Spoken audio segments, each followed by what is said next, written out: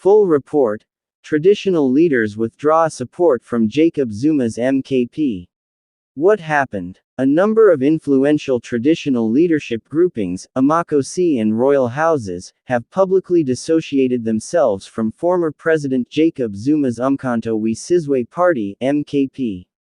They accuse the party, and Zuma personally, of repeated disrespect and failing to engage properly with royal houses, culminating in what they call a final act of disrespect, after a scheduled meeting at Nkandla was allegedly snubbed.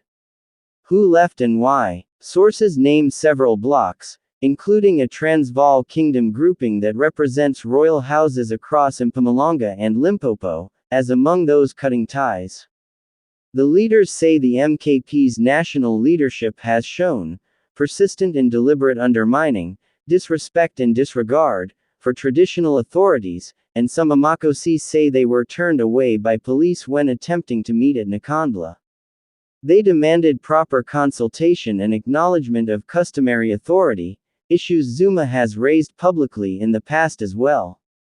MKP, Zuma response. The MKP has pushed back in other disputes recently, for example on internal expulsions and financial allegations involving senior party figures, and Zuma has continued to present himself as a champion of traditional leadership. Party spokespeople have issued directives to members on internal titles and messaging as they try to manage rising tensions and internal fractures. Analysts say the party is trying to balance grassroots support with growing organizational strains. Political context and timing. The split comes as tensions within MKP have been visible in the media, disputes involving former officials, expulsions and public counter-allegations, and against the backdrop of preparations for local elections. Political analysts warn that losing the formal backing of traditional leaders could dent MKP's influence in rural areas where Amakosi carry weight with voters, especially in provinces like KwaZulu-Natal, Mpumalanga and Limpopo where Zuma and MKP have had strong support. Observers are calling for urgent dialogue to avoid further erosion of the party's rural base. Some traditional councils are urging a negotiated meeting and reconciliation, while others say the rift is irreparable unless the MKP makes formal apologies and structural changes to how it consults royal houses.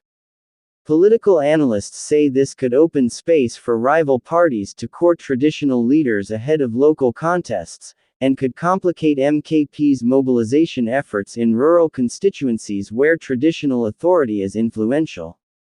1. Whether MKP leadership arranges a mediated meeting with the traditional leaders and issues a formal response or apology. 2. Any follow-up statements from the Transvaal Kingdom and other royal houses that might widen the dissociation.